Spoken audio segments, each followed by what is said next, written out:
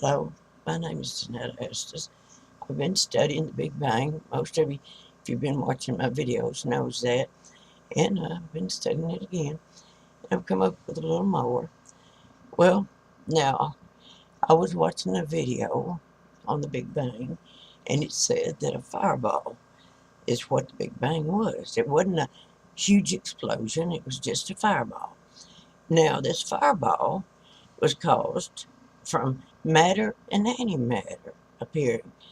And now matter has a positive charge, antimatter has a negative charge. And when these collided, it made a fire. It caused a fireball. And now matter and antimatter is formed from particles. And particles are quarks, leptons, electrons, protons, etc. Now, where does the particles come from? Well, I trace that back. And it comes from a gas called helium. So helium started it all. And helium is a gas. Now, I'm going to go over something I've went over in about all of my videos, but I'm going to go over it again. It's real simple. The Bible says God is a spirit. The dictionary says spirit is air. And science says air is gases. So God was there from the beginning. Helium is a gas. So that means God started out because he is gas. He's air, and air is gases. So helium is a gas. Now, according to the Big Bang video, the Big Bang was actually a fireball that formed out of nothingness. But something had to have sparked that fireball. That's why I went back and kept tracing until I found that out. Now, according to my studies, gases are around all things in our cosmos, and gases contain atoms, protons, neutrons, etc. We even breathe air, which is gases. So when there was nothingness, science says there was vapor water in an uncondensed form. Now, a lot of people don't agree with this, but there's science papers out on this that says there was density. Some says density, others says uncondensed water or vapor. And water is made of gases, H2O and hydrogen to be exact. So that means that gases was there in that nothingness before the Big Bang. Now the Bible says God is a spirit, as I said, and the dictionary says spirit is air, and science says air is gases. It says gases was there before the Big Bang, and that means God was there from before the universe was formed. And science says the Big Bang was the appearance of a fireball caused by microwave ripples. And if you drive a car, you know that when a car gets water in the gas, well, it mixes together and it causes pressure to build up in the gas tank. And it makes the car backfire. And many times it causes a fire under the hood of the car. So when water and gases mix, it does cause microwave ripples of pressure. Now I'm on oxygen at home, as you can see. And I know if too much pressure builds up in the oxygen tank, it'll explode and catch on fire. So this is my theory, that when the uncondensed water and gases mixed, it caused the ripples effect that caused the fireball. But as I said, I went farther into that since then. And, well, as I said, the fireball was caused from matter and antimatter appearing and colliding, and there's a negative positive charge there that collided, and that is like a well, it's a force that was let loose that made a fire, blew up.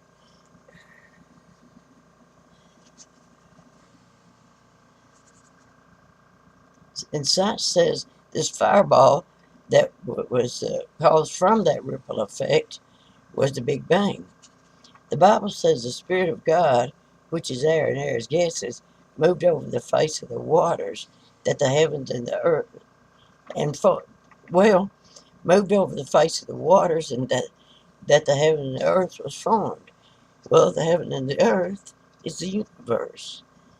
And that proves that God did create the universe. And this proves it by science. Now, according to science, gases are around everything in the cosmos.